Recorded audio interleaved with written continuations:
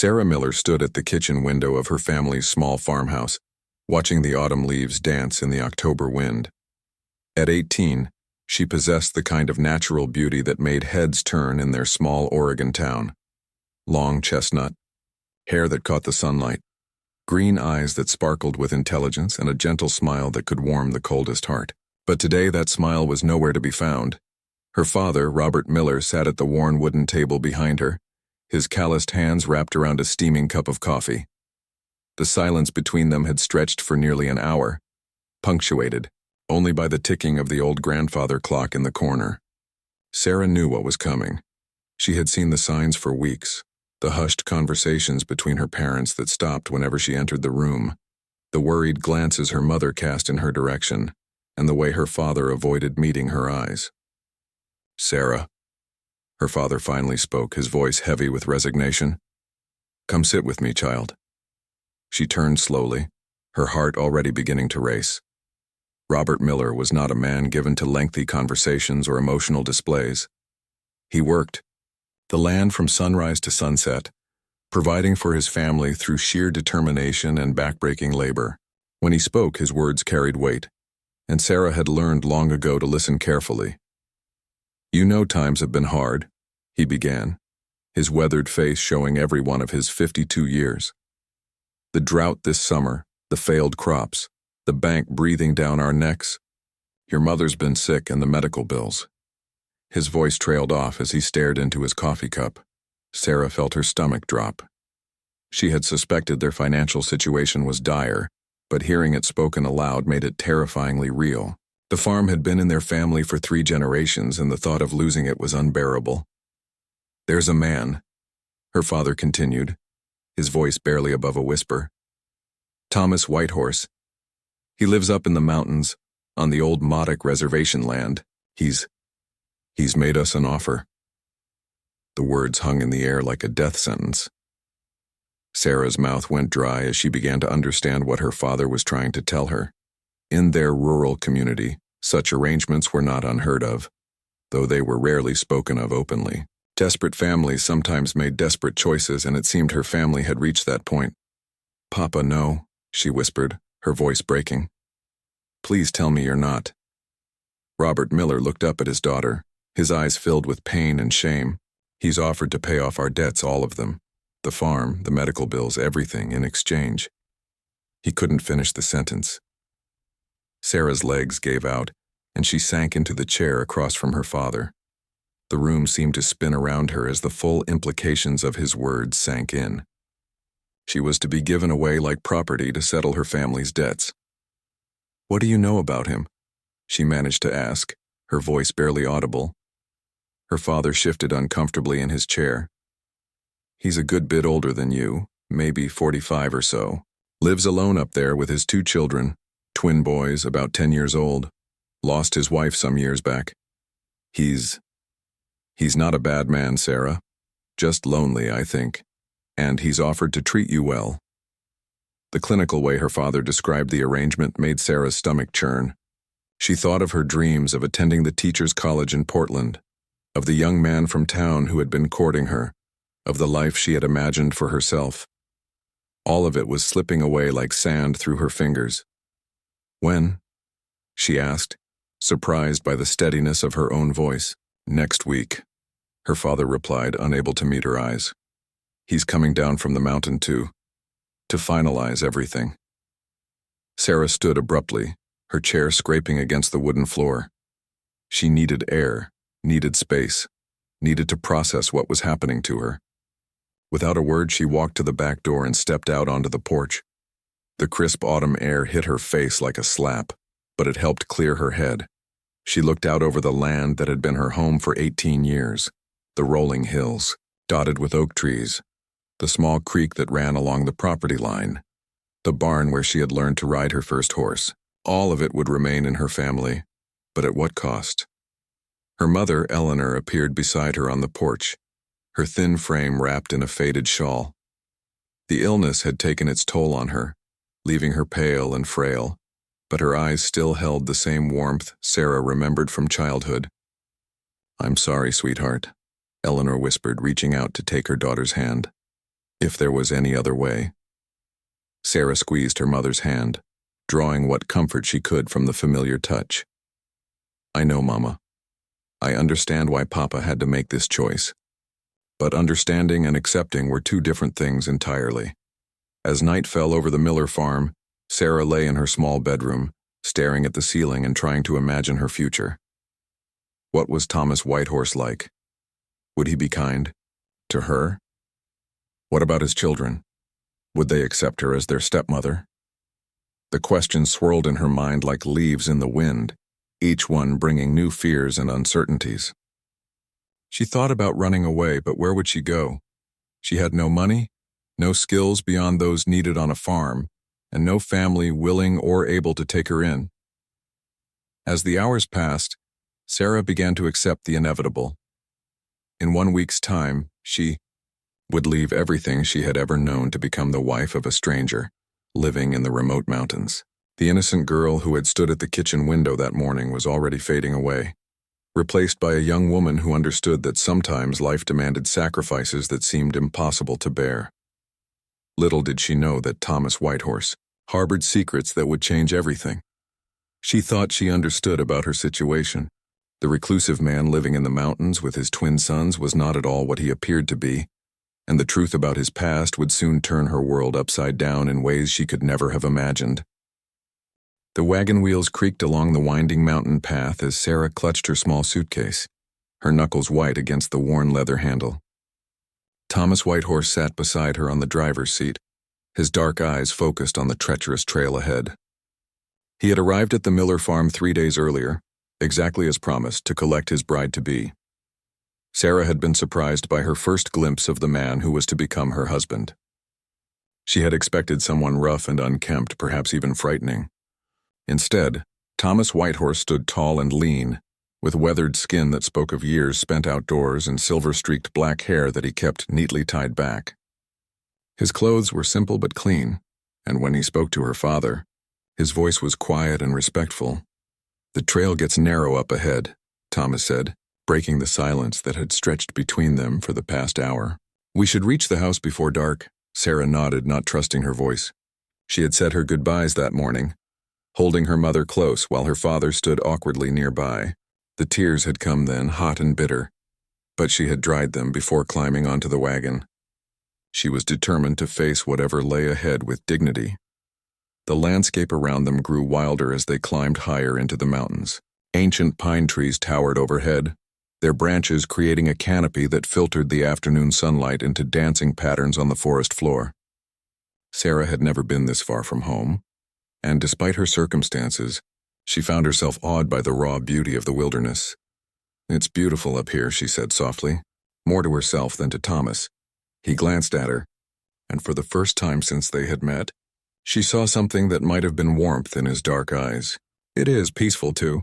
Takes some getting used to after living around other folks, but there's something to be said for the quiet. As they rounded a bend in the trail, Sarah caught her first glimpse of what would be her new home. The house was larger than she had expected, built from logs and stone in the traditional style. A wide porch wrapped around the front and smoke curled from the stone chimney. It looked solid and welcoming, nestled in a clearing surrounded by towering pines. 2 small figures burst from the front door as the wagon approached, Thomas's twin sons. Sarah's heart clenched as she watched them run toward their father, their faces bright with excitement. They looked to be about 10 years old with their father's dark hair and eyes, but there was something about them that seemed different from other children she had known. Papa, Papa, they called in unison, their voices echoing through the mountain air. Thomas pulled the wagon to a stop and climbed down, his face transforming as he swept both boys into his arms. The love between father and sons was unmistakable, and Sarah felt a pang of something she couldn't quite identify. Perhaps hope that this man who clearly cherished his children might find room in his heart for kindness toward her as well. Boys, Thomas said, setting them down and turning toward Sarah. I want you to meet Sarah. She's going to be living with us now. The twins looked up at her with curious eyes, neither shy nor hostile, but assessing her with an intelligence that seemed beyond their years. Sarah climbed down from the wagon, smoothing her simple blue dress and trying to project confidence she didn't feel. Hello, she said gently. "You must be—" "I'm David," said the boy on the left, stepping forward slightly. He had a small scar above his left eyebrow and seemed to be the more outgoing of the two.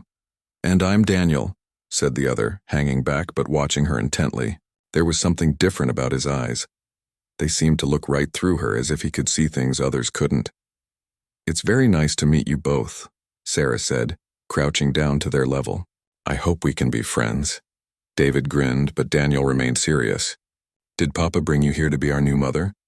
he asked bluntly. The question hung in the air and Sarah felt her cheeks burn. Thomas cleared his throat, clearly uncomfortable with his son's directness. "Daniel," he said quietly, "we'll talk about all of that later. Right now, let's help Sarah get settled in." As they carried her few belongings into the house, Sarah was struck by how neat and well-organized everything was. The main room was spacious, with a large stone fireplace and comfortable furniture. Books lined shelves along one wall, and Sarah was surprised to see that many of them appeared to be quite advanced. Philosophy, science, and literature that seemed far beyond what she would have expected in such a remote location. "You read?" she asked Thomas, running her finger along the spine of a volume of Shakespeare. "Some," he replied, but she caught something in his voice, a hesitation that suggested there was more to the story. That evening, as they sat around the wooden table eating a simple but well-prepared meal, Sarah began to observe the strange dynamics of her new household. Thomas was clearly devoted to his sons, but there was something almost protective in the way he watched them, as if he was guarding them from some unseen threat. The boys themselves seemed unusually mature for their age, speaking in a way that suggested they had been exposed to ideas and concepts far beyond typical childhood experiences. "Where did you boys learn to read so well?" Sarah asked, noticing that David was working through what appeared to be a complex mathematics book. The question seemed to make Thomas tense, and the boys exchanged a quick glance before David answered. "Papa teaches us." "He's very smart." "Smarter than most people know?" Daniel added quietly, earning a sharp look from his father. After dinner, Thomas showed Sarah to a small but comfortable room at the back of the house.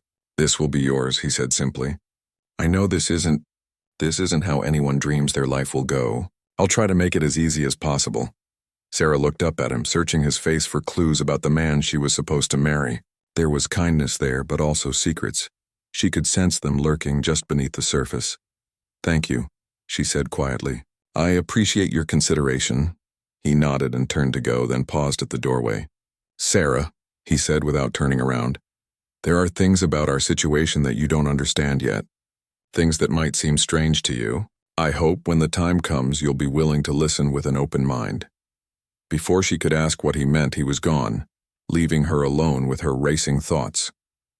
As she unpacked her few possessions and prepared for bed, Sarah couldn't shake the feeling that she had stumbled into something far more complex than a simple arranged marriage.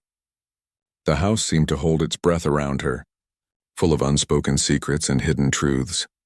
Outside her window, the mountain night was alive with sounds, the hoot of an owl, the rustle of wind through the pines, and somewhere in the distance, what sounded almost like voices speaking in a language she didn't recognize. Sarah pulled the quilt up to her chin and closed her eyes, wondering what tomorrow would bring in this strange new world she had entered. Sarah woke to the sound of voices drifting through her window. Not the English she expected, but something else entirely.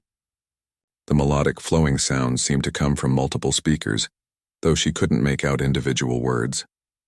Curious and still half asleep, she slipped from her bed and peered through the curtains. In the pre-dawn darkness, she could make out several figures gathered around what appeared to be a small fire in the clearing behind the house. Thomas stood among them, along with his sons and 3 other adults she didn't recognize. They formed a circle, their voices rising and falling in what seemed to be some kind of ceremony or ritual. As her eyes adjusted to the dim light, Sarah realized they were speaking in what sounded like a Native American language, possibly Modoc, given Thomas's name and the location. But that didn't make sense. From what her father had told her, Thomas was simply a man who lived on old reservation land, not necessarily someone who would know the traditional language and customs. She watched, fascinated, as one of the strangers, an elderly woman with long gray hair, placed her hands on Daniel's head and spoke in low, reverent tones. The boy stood perfectly still, His eyes closed while the woman's words seemed to flow over him like water. David stood nearby, waiting his turn with the same unusual patience Sarah had noticed the day before. Suddenly, Daniel's eyes snapped open, and he looked directly at her window. Even from this distance, Sarah felt the intensity of his gaze, as if he could see right through the glass and into her very soul. She stumbled backward, her heart racing, and when she looked again, the ceremony was breaking up. The strangers melted back into the forest like shadows, and Thomas was leading his sons back toward the house. Sarah quickly returned to bed, pulling the covers over her head and pretending to sleep. She heard the back door open and close, followed by quiet footsteps and whispered conversations. Whatever she had witnessed, it was clear that Thomas and his family had secrets far deeper than she had imagined. The next morning brought an awkward breakfast. Sarah couldn't shake the memory of what she had seen, but she didn't know how to bring it up. Thomas seemed his usual quiet self, reading from a thick book while he ate, but the boys kept glancing at her with expressions she couldn't interpret. "Sarah," Thomas said suddenly, looking up from his reading, "I thought today you might like to learn more about where you're living. The history of this place." She nodded eagerly, grateful for anything that might help her understand her new circumstances. After breakfast, Thomas led her outside and pointed to various landmarks visible from their clearing. "This land has been inhabited by the Modoc people for thousands of years," he began, his voice taking on the cadence of someone who had told this story many times before. "My great-grandmother was Modoc, though she married a white trader and took his name. That's how we came to have rights to this particular piece of land." Sarah felt a spark of understanding. "So you're part Modoc?" Thomas nodded slowly. "More than part. The Modoc way of life didn't die out completely, even after the wars and the forced relocations. Some families kept the old knowledge alive, passing it down through generations, but it had to be done carefully, in secret." As they walked through the forest, Thomas pointed out plants and natural formations, explaining their significance in Modoc culture. Sarah was amazed by his knowledge. He seemed to know the properties of every herb, the meaning of every rock formation, the habits of every animal. This was not the simple mountain man she had expected to marry. "The boys," she said hesitantly, "they know all of this too?" Thomas's expression grew serious. "They know more than most children their age should need to know. But they're special, Sarah. They have gifts that need to be nurtured and protected." "What kind of gifts?" Before Thomas could answer, Daniel appeared on the path ahead of them, seemingly from nowhere. "Papa," he said urgently, "strangers are coming up the trail. 2 men on horseback. They'll be here within the hour." Sarah looked around, confused. She hadn't heard any horses, and the trail was too far away to see from their current position. How could Daniel possibly know about approaching visitors? Thomas's face darkened. "How many times have I told you boys to be careful about showing your abilities in front of others?" he said quietly, but there was no real anger in his voice, only concern. Daniel looked genuinely remorseful. "I'm sorry, Papa, but these men, there's something wrong about them. They're looking for something or someone." A chill ran down Sarah's spine. She was beginning to understand that Daniel's knowledge of the approaching strangers wasn't based on normal observation. The boy had some kind of ability to sense things that others couldn't, and from the way Thomas reacted, this wasn't unusual. They hurried back to the house, where David was waiting on the porch. "I felt them too," he said simply. "They're carrying weapons and they're not friendly." Thomas moved with sudden urgency, going inside and returning with a rifle. "Sarah, I need you to take the boys into the back room and stay there until I tell you it's safe to come out. Whatever happens, don't let them see you." "But Thomas, please," he said firmly. "Trust me on this. There are people who would rather the old ways stayed buried forever, and they don't take kindly to those of us who keep the traditions alive. Especially not when it comes to children with unusual gifts." Sarah's mind raced as she shepherded the boys into the back room. In the space of 2 days, her simple arranged marriage had transformed into something far more complex and potentially dangerous. Thomas wasn't just a lonely widower looking for companionship. He was a man protecting his children and his heritage from forces that saw both as threats. Through the thin walls, she could hear horses approaching, followed by heavy footsteps on the porch and sharp knocks on the door. Thomas's voice was calm but cautious as he greeted the visitors. "Thomas Whitehorse," came a gravelly voice. "We're looking for information about some missing government property." Artifacts that were supposed to be turned over during the last reservation cleanup. Word is some of the old families kept things they weren't supposed to keep. I wouldn't know anything about that, Thomas replied evenly. Funny thing, said another voice, because we've got reports of unusual activities up in these mountains. Ceremonies, gatherings, things that are supposed to be illegal under the treaty agreements. Sarah felt David tense beside her, and she instinctively put her arm around him. Daniel had gone very still, his eyes closed in concentration. Whatever gifts these boys possessed, they were clearly more significant than simple intuition. You're welcome to look around, Thomas said, though his tone suggested it wasn't really an invitation. But you'll find nothing here but a man trying to live peacefully with his children. The conversation continued for several more minutes, with the strangers asking pointed questions about Thomas's background, his family, and his activities. Finally, Sarah heard them mount their horses and ride away, but Thomas didn't call for them to come out for another half hour. When they finally emerged from the back room, Thomas was sitting at the kitchen table, his head in his hands. He looked up as they approached, and Sarah was struck by how much older he seemed than he had that morning. Papa, David said softly. Are they going to come back? Thomas pulled both boys close, his arms encircling them protectively. I don't know, son, but we'll be ready if they do.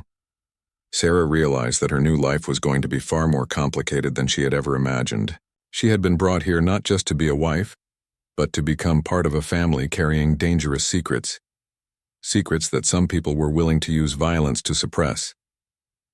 3 weeks had passed since the visit from the government men, and Sarah found herself settling into a routine that felt increasingly surreal. Each morning she would wake to find Thomas already gone, returning hours later with fish from the mountain streams or game from the forest. The boys would spend their days studying from books that seemed far too advanced for children their age, occasionally disappearing into the woods for what Thomas called their practical education. Sarah had begun to piece together the truth about her new family, though much of it still remained a mystery. The boys weren't just unusually intelligent, they possessed abilities that defied explanation. Daniel could sense things happening miles away, while David seemed to understand complex mathematical and scientific concepts without ever having been formally taught. More disturbing still, both boys occasionally spoke of things that hadn't happened yet, as if they could glimpse fragments of the future. On this particular morning, Sarah was hanging laundry on the line behind the house when she heard voices coming from the forest. Following the sound, she discovered Thomas sitting in a small clearing with his sons, and the same elderly Modoc woman she had seen during that first dawn ceremony. The woman, who Thomas had quietly introduced as Anna Crowfeather, was speaking to the boys in the traditional language while drawing symbols in the dirt with a long stick. Sarah watched from behind a tree, fascinated by the intensity of the lesson taking place. The gift runs strong in your bloodline, Anna was saying in English now, apparently for Sarah's benefit, though she gave no indication that she knew Sarah was listening. But gifts like these come with great responsibility. The old ones knew this, which is why the training was always so carefully done. What about the men who came looking for artifacts? David asked. Daniel says they're going to come back. Anna's weathered face grew grim. Your brother sees truly. They seek more than just old pottery and sacred objects. They fear what your people could become if the old knowledge was fully restored. Children like you represent their greatest nightmare, a new generation that can bridge the world of spirits and the world of men. Thomas noticed Sarah's presence then, and gestured for her to join them. She approached hesitantly, feeling like an intruder in something sacred and ancient. Sarah should know these things too, Thomas said quietly. If she's going to be part of this family, she needs to understand what she's gotten herself into. Anna studied Sarah with sharp, intelligent eyes that seemed to see far more than they should. The white woman who comes in payment of debt, she mused. But perhaps payment is not the right word. Perhaps the spirits guided this arrangement for their own purposes. Sarah felt her cheeks burn at the casual reference to her circumstances, but Anna's next words surprised her. You have gift too, child. Different from the boys, but present nonetheless. You have healing hands, and more importantly, you have the heart of a protector. These qualities will be needed in the trials ahead. Trials? Sarah asked, though part of her dreaded the answer. Daniel answered before Anna could speak. The men who came before, they work for someone powerful. Someone who has been collecting people like us for many years, making them disappear. The word sent a chill through Sarah. What do you mean, disappear? Thomas exchanged a meaningful look with Anna before answering. There are government programs, Sarah, secret ones. They take individuals with unusual abilities and study them like laboratory animals. Sometimes the subjects survive the process, sometimes they don't. But they're never seen again by their families. Sarah sank to the ground, overwhelmed by the implications. She had thought she was simply entering into an arranged marriage with a reclusive widower. Instead, she had become part of a resistance movement protecting children with supernatural abilities from a government conspiracy. Why didn't you tell me this before? She asked, her voice barely above a whisper. Would you have stayed if I had? Thomas replied honestly. Would your father have agreed to the arrangement if he knew he was potentially placing his daughter in danger? Sarah considered this. The truth was she didn't know.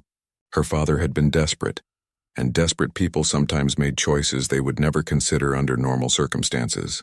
But now that she was here, now that she had seen what these boys could do and understood the threats they faced, she found that leaving was no longer an option she could seriously consider. What happens now? She asked. Anna stood, brushing dirt from her long skirt. Now you begin your real education. If you're going to help protect these children, you need to understand the full extent of their gifts and the forces arrayed against them. Over the following days, Sarah's education in the hidden world of psychic abilities and government conspiracies began in earnest. Anna taught her about the history of indigenous spiritual practices and how they had been driven underground by centuries of persecution. Thomas shared stories of other families like theirs, scattered across the country, hiding their gifted children while trying to provide them with the training they needed. The boys demonstrated their abilities more openly now that Sarah was part of their inner circle. Daniel could not only sense approaching danger, but could sometimes glimpse potential futures, seeing multiple possible outcomes for any given situation. David's gift was different but equally remarkable. He could understand and manipulate complex systems with an intuitive grasp that bordered on the supernatural. Show her the maps, Thomas said one evening as they sat around the kitchen table. David spread out a collection of hand-drawn maps that showed the locations of other families like theirs. Sarah was amazed to see how extensive the network was, dozens of points scattered across the western states, each representing a family guarding children with extraordinary abilities. We stay in contact through coded letters, Thomas explained. Share information about threats. Warn each other when the government agents are moving through an area. It's not perfect, but it's kept most of our people safe so far. Most? Sarah asked. Thomas's expression darkened. 3 families have gone silent in the past 2 years. Complete families, parents and children, just vanished without a trace. The pattern suggests they're being systematically located and eliminated. That night, Sarah lay in her bed staring at the ceiling, her mind reeling from everything she had learned. She thought about her old life, the simple dreams she had harbored of teaching school and raising a family in the conventional way. That life seemed like a distant memory now, belonging to someone else entirely. A soft knock on her door interrupted her thoughts. "Come in," she whispered. Daniel slipped into her room, his young face serious in the moonlight streaming through the window. "I'm sorry," he said quietly. "For what?" "For dragging you into this. For making your life complicated and dangerous. Papa needed help with us. Needed someone who could care for us if something happened to him, but it wasn't fair to trick you into it." Sarah sat up and patted the edge of her bed, inviting the boy to sit down. "Daniel, I want you to listen to me very carefully. I may not have chosen this situation initially, but I'm choosing it now. I'm choosing to stay, to help, to be part of this family. Do you understand?" Daniel's eyes filled with tears, the first truly childlike emotion she had seen from him. "Even though it's scary? Even though we might all get caught?" Sarah pulled the boy into her arms, holding him close, especially because it's scary. "You and David are extraordinary, and that makes you precious. Someone needs to protect precious things, and I'm honored to be that someone." As Daniel relaxed against her, Sarah realized that her transformation was complete. She was no longer the innocent farm girl who had been handed over to settle a debt. She was now a guardian of gifted children, a keeper of ancient secrets, and a soldier in a hidden war. The trials ahead would test her in ways she couldn't yet imagine, but she was ready to face them. The attack came at dawn, just as Daniel had predicted 3 days earlier. Sarah woke to the sound of Thomas shaking her shoulder urgently, his face grim in the pale morning light. "They're here," he whispered, at least a dozen men surrounding the house. "We have maybe 5 minutes before they move in." Sarah's heart hammered as she threw on her clothes and followed Thomas to where the boys waited in the kitchen. Both children were remarkably calm, as if they had been preparing for this moment their entire lives. "The emergency plan?" Thomas asked. David nodded, already shouldering a packed bag. "The cave system behind Eagle Rock. We can reach it through the hidden trail Anna showed us." But as they moved toward the back door, Daniel suddenly froze. "Wait," he said, his eyes wide with concentration. "There's something different about this group. They're not just government agents." "What do you mean?" Sarah asked, though she dreaded the answer. "There's someone with them who feels like us. Someone with gifts but wrong somehow. Twisted." Thomas cursed under his breath. "They've done it. They've actually managed to turn one of our own." The implications hit Sarah like a physical blow. If the government had successfully captured and corrupted someone with psychic abilities, their usual hiding places and escape routes might be compromised. Someone with gifts like Daniel's could track them no matter where they ran. "Papa," David said quietly, "I think we should consider the nuclear option." Sarah looked between them, confused. "Nuclear option?" Thomas's face was grave as he explained. "There's a Modoc ritual, very ancient and very dangerous. It temporarily amplifies psychic abilities to an extreme degree, but the cost is enormous. It usually kills the person performing it within hours." "Absolutely not," Sarah said firmly. "We'll find another way." "Sarah," Thomas said gently, "if they capture the boys, they'll be tortured until they reveal the location of every gifted family in the network. Dozens of children will die. Sometimes one life must be sacrificed to save many." Before anyone could argue further, Daniel's head snapped up. "They're moving. The Twisted One is leading them. He knows exactly where we are." Heavy footsteps surrounded the house, followed by an amplified voice calling from outside. "Thomas Whitehorse, we know you're in there. We also know you have 2 very special children with you. Cooperate and nobody has to get hurt." Thomas moved to the window and carefully peered out. What he saw made his blood run cold. The men surrounding his house were heavily armed and professionally equipped, but it was the figure standing in the center of their formation that truly frightened him. The man appeared to be in his 30s with dead eyes and an expression of complete emotional emptiness. This was what happened to gifted children when the government programs broke their spirits completely. "His name is Marcus Webb," Thomas said quietly. "He was taken from his family in Nevada 5 years ago. His ability was similar to Daniel's, but they've twisted it into something monstrous." Sarah could see the despair in Thomas's eyes. He was calculating odds and finding them hopeless. But as she looked at David and Daniel, she saw something different. Not fear, but determination. "There might be another way," David said softly. "Something Anna taught us but made us promise never to attempt without adult supervision." "What are you talking about?" Thomas asked. "The linking ritual," Daniel continued where his brother left off. "If we combine our abilities temporarily, we might be strong enough to confuse their tracker and create an opening." Thomas shook his head. "Boys, that ritual is theoretical at best. Anna mentioned it as a historical curiosity, not as something actually practiced. The risk of permanent mental damage is too high." "Mr. Whitehorse," the voice from outside called again. "You have 30 seconds to open this door voluntarily. After that, we're coming in and we can't guarantee everyone's safety."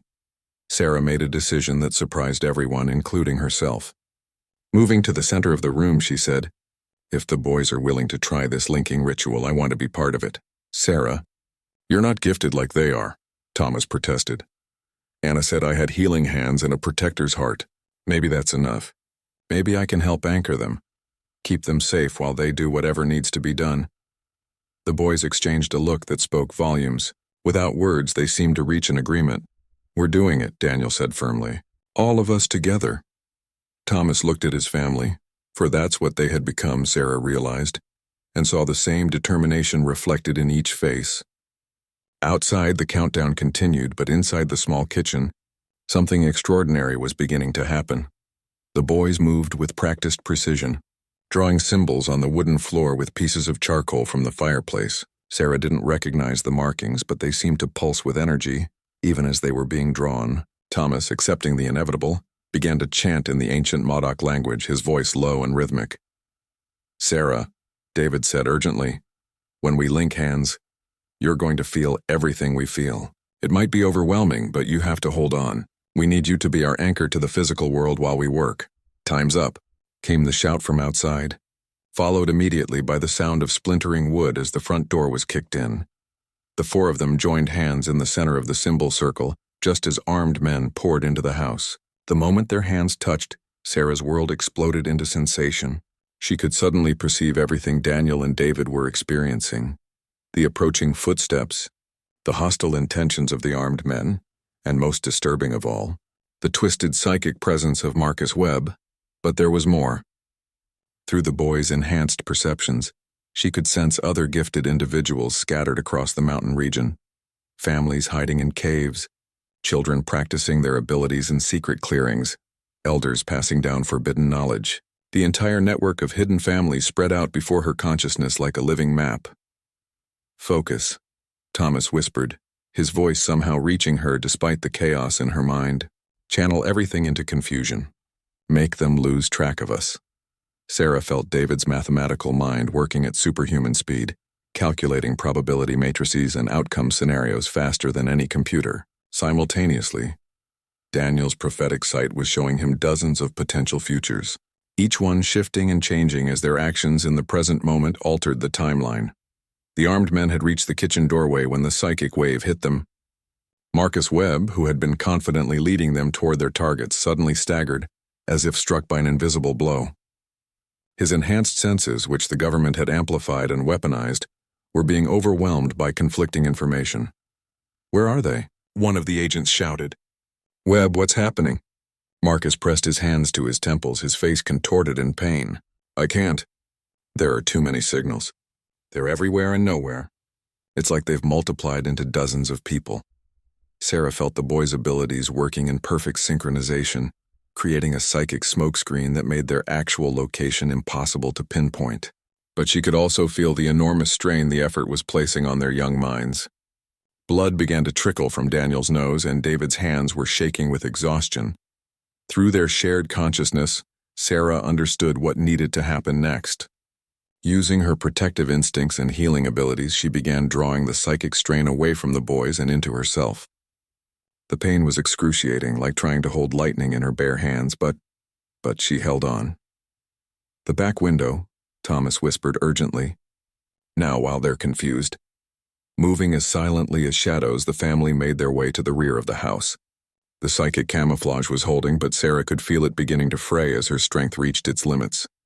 They slipped through the window and into the forest beyond just as Marcus Webb's abilities began to clear. "There!" he shouted from inside the house. "They're heading northeast toward the old growth forest." The family ran through the trees, following paths that Thomas and the boys knew by heart. Behind them, they could hear shouts and the sound of pursuit, but the head start provided by their psychic deception was proving crucial. "The cave system," Thomas panted as they ran. "If we can reach the sacred caverns, Anna's people will protect us." But as they crested a ridge, Daniel suddenly stopped. "Papa," he said, his voice filled with a new kind of certainty. "We can't keep running. If we lead them to the sacred places, we'll expose the entire network. The other families, the children, they'll all be at risk." Sarah understood immediately what the boy was suggesting, and it terrified her. "Daniel, no. There has to be another way." "There isn't," David said, joining his brother. "We have to make a stand here. Use everything Anna taught us, everything we've learned. It's the only way to protect everyone else." Thomas looked at his sons, these extraordinary children who had been forced to grow up too quickly, and saw the wisdom in their words. They were right. Running would only delay the inevitable while putting countless other families at risk. "Then we fight," he said simply. "All of us together." As the sound of pursuit grew closer, the Whitehorse family prepared for a battle that would determine not just their own fate, but the future of every gifted child in the hidden network. Sarah gripped Thomas's hand tightly, drawing strength from the man she had come to love and the children she would die to protect. The final confrontation was about to begin, and she was no longer the innocent girl who had been handed over to settle a debt. She was a warrior prepared to face whatever came next. The confrontation took place in a small clearing surrounded by ancient pines, their massive trunks forming a natural amphitheater. Thomas and his family stood at the center, backs to each other, facing outward as armed men emerged from the tree line. Marcus Webb walked among them like a predator, his dead eyes scanning the family with mechanical precision. "Impressive display back at the house," Marcus said, his voice completely devoid of emotion.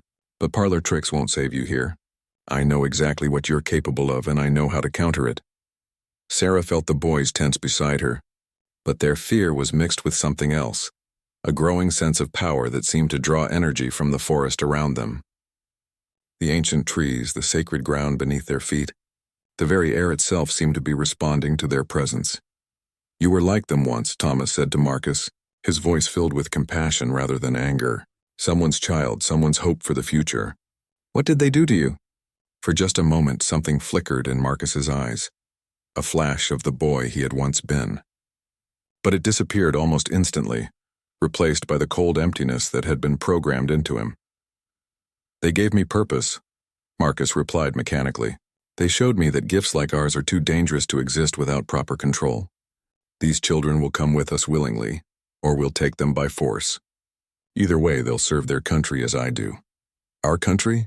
Daniel stepped forward, his young voice carrying surprising authority. "This is our country, Marcus. These mountains, these forests, this sacred ground. Our people have lived here for thousands of years, and we won't be driven away again." The air around the clearing began to shimmer, as if waves of heat were rising from the ground. Sarah felt the boys' abilities activating, but this time it was different. Instead of the raw, desperate power they had used at the house, this felt controlled, focused, and infinitely more dangerous. "David," she heard Thomas whisper. "What are you boys doing?" "What Anna taught us," David replied, his eyes closed in concentration. "We're calling on the old spirits, the guardians of this land. They've been sleeping, but they're waking up now." Marcus raised his hand, and Sarah felt his twisted psychic abilities lashing out toward the boys. But instead of striking them directly, his attack seemed to dissipate harmlessly, absorbed by the growing energy field surrounding the clearing. "Impossible," Marcus snarled, his programmed calm finally cracking. No children could generate this level of psychic interference. "They're not just children," came a new voice from the edge of the clearing. Anna Crow Feather emerged from the forest, followed by a dozen other Modoc elders. Their presence seemed to amplify whatever the boys were doing, turning the clearing into a nexus of spiritual energy that made the hair on Sarah's arms stand on end. The government agents raised their weapons, but their leader held up a hand to stop them. Even through his conditioning, Marcus could sense that something far beyond his understanding was happening here. "The old compact is still in effect," Anna announced, her voice carrying across the clearing with supernatural clarity. "This is sacred ground, protected by treaties signed in blood and witnessed by spirits. You have no authority here." "Treaties can be broken," Marcus replied, but his voice lacked its earlier confidence. "Not these treaties," Anna said with grim satisfaction. "These were sealed with the old magic, the kind your government pretends doesn't exist. Attack us here, and you'll face consequences your superiors never imagined." As if to emphasize her point, the temperature in the clearing dropped 20 degrees in a matter of seconds. Frost began forming on the agents' weapons, and their breath became visible in the suddenly frigid air. Several of the men stepped backward involuntarily, their training warring with primal instincts that screamed danger. But Marcus, broken and rebuilt by government programs, felt no such natural fear. He stepped forward, his own abilities building to a crescendo that made the air around him crackle with psychic energy. "I don't care about your spirits or your treaties," he snarled. "I have a job to do, and I'll do it regardless of the cost." That was when Sarah made her choice. She had been standing slightly behind the boys, ready to support them if their abilities overwhelmed them again. But as Marcus prepared to launch what would surely be a devastating psychic attack, she moved forward to place herself directly between the twisted young man and the children she had sworn to protect. "Sarah, no," Thomas shouted, but it was too late. Marcus's psychic assault struck her full force, and the pain was beyond anything she had ever imagined. It felt as if her mind was being torn apart from the inside, every memory and emotion laid bare and twisted into weapons against her. But instead of falling, instead of breaking under the assault, something unexpected happened. Sarah's protective instincts, the very qualities Anna had recognized in her weeks earlier, blazed to life with supernatural intensity. The pain of Marcus's attack transformed into fuel for her own abilities she had never known she possessed. The healing power Anna had mentioned became something far more potent, the ability to heal not just physical wounds, but psychic ones as well. Reaching out through the connection Marcus had established with his attack, Sarah touched the broken places in his mind. She felt the trauma of his capture, the agony of his conditioning, the systematic destruction of everything that had once made him human, and with infinite compassion she began to heal him. Marcus screamed, but it was no longer the sound of someone inflicting pain. It was the cry of someone experiencing the return of emotions that had been stripped away years ago. His psychic attack faltered and died as memories of his childhood, his family, his dreams for the future came flooding back. "What did you do to me?" he whispered, falling to his knees in the frosty grass. "I gave you back yourself," Sarah replied gently, kneeling beside him. "I reminded you who you used to be before they broke you."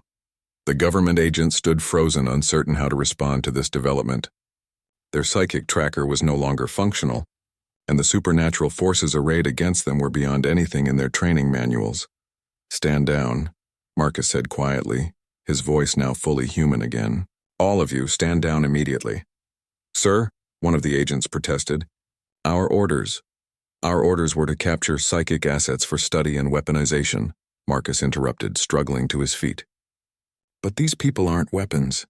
They're guardians of something precious and sacred, something we almost destroyed." He turned to address Thomas and his family directly. "I'm sorry for everything they made me do, for the families that disappeared, for the children who were taken. I remember it all now, and I'm so very sorry." Anna stepped forward, studying Marcus with ancient eyes that seemed to see straight through to his soul. "The healing is real," she pronounced finally. "The boy is himself again, perhaps for the first time in years." "What happens now?" Sarah asked, exhaustion finally catching up with her after the tremendous effort of healing Marcus's broken mind. "Now we rebuild," Thomas said firmly. "The network of families, the protection of gifted children, the preservation of the old ways. But this time we don't have to hide completely. We have someone on the inside who understands what we're truly protecting." Marcus nodded slowly. "I'll need time to undo the damage I've done, to redirect attention away from the families I helped them locate. But yes, I can help. I want to help." As the sun set over the sacred clearing, Sarah realized that her transformation was finally complete.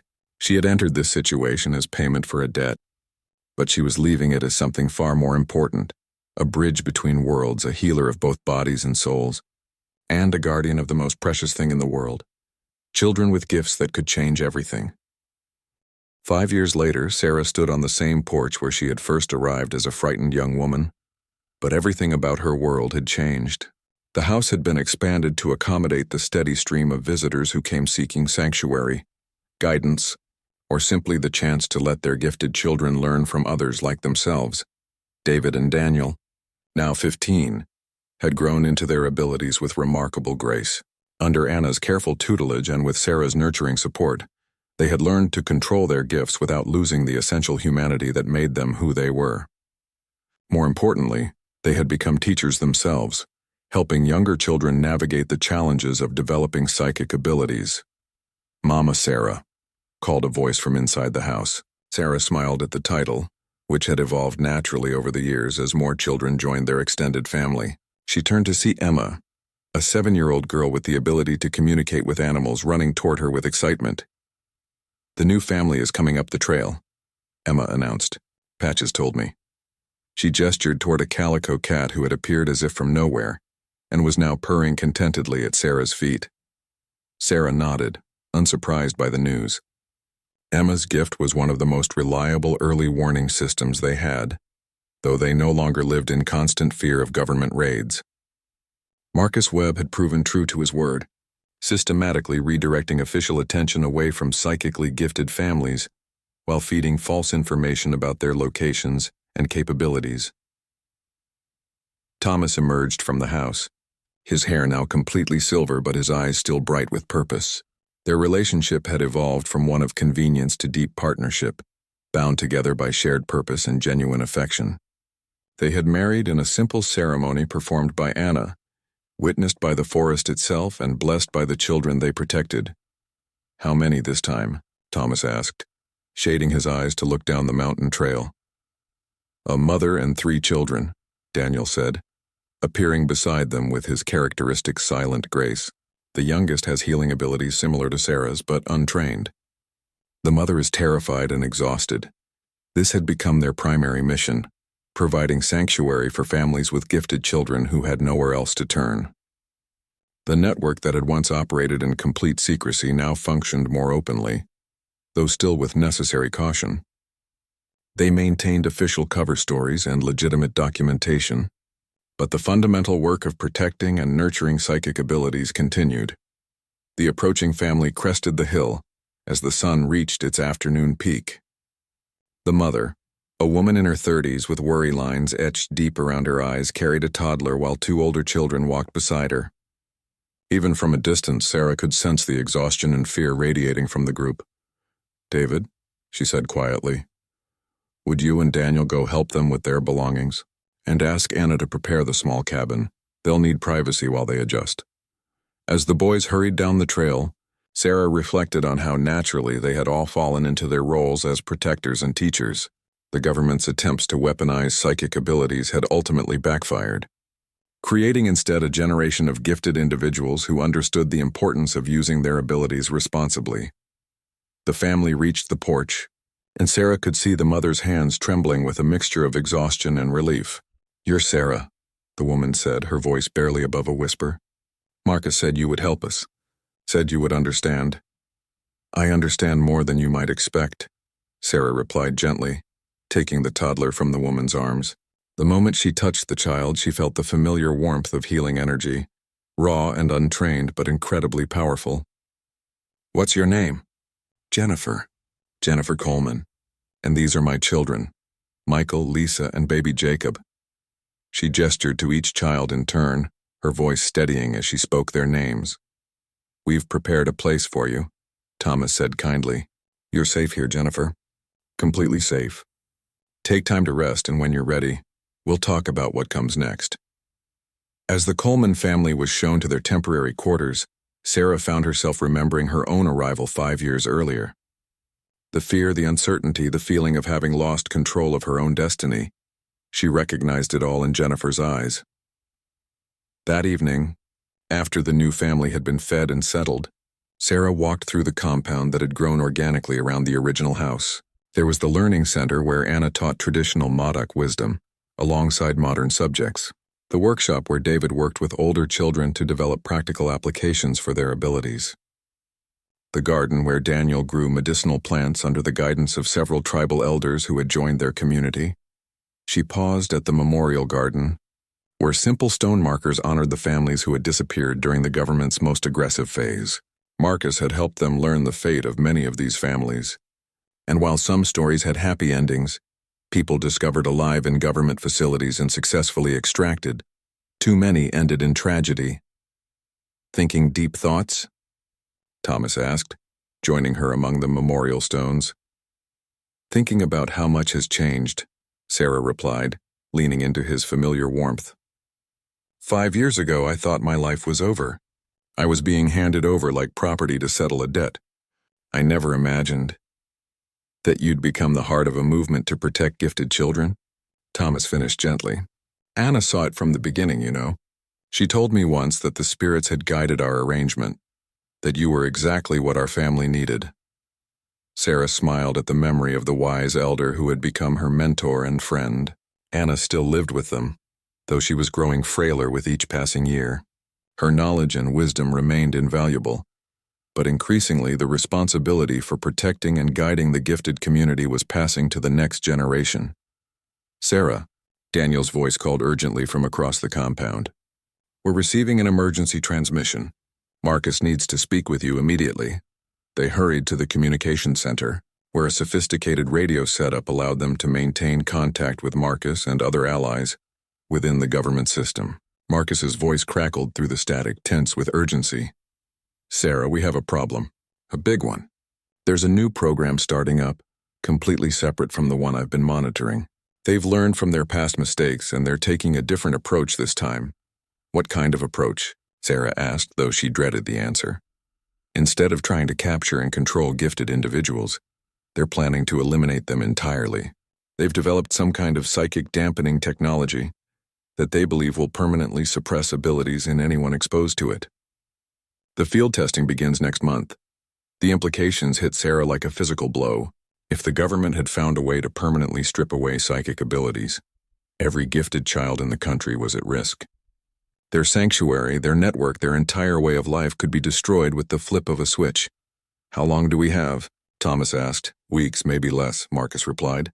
I'm trying to get more information, but Sarah, you need to understand this isn't something I can stop from the inside. This is going to require direct action. Sarah closed her eyes, feeling the weight of responsibility settling on her shoulders like a familiar burden. 5 years ago, she had been a passive victim of circumstances beyond her control. Now she was a leader responsible for the safety and future of dozens of families. Then we'll stop them, she said simply. Whatever it takes, we'll find a way to protect our children and preserve their gifts. We've come too far to give up now. As Marcus signed off and the radio fell silent, Sarah looked around at the faces surrounding her. Thomas, the boys, Anna, and the dozen other adults who had joined their cause over the years. Each one had sacrificed something to be here, had chosen to stand up against forces that most people couldn't even imagine, but they had also gained something precious, a sense of purpose. A family bound not by blood but by shared commitment, and the knowledge that they were protecting something truly remarkable. The gifts these children possessed weren't just unusual abilities. They were the seeds of human evolution, the next step in mankind's development. At age 18, Sarah had been handed over as payment for a debt. At 23, she had become the guardian of humanity's future. The innocent girl was gone forever, but in her place stood a woman who had found her true calling in the most unlikely of circumstances.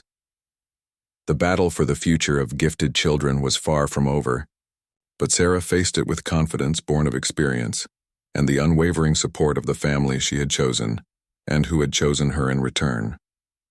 Whatever challenges lay ahead, they would face them together, as they always had.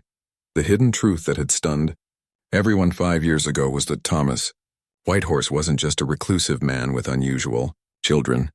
He was the keeper of ancient wisdom and the guardian of humanity's next evolutionary leap. But the greater truth, the one that continued to unfold with each passing day, was that Sarah had become something far more important than a reluctant bride. She had become hope itself, walking in human form through a world that desperately needed the gifts these children possessed, and she would protect that hope with everything she had, for as long as she drew breath.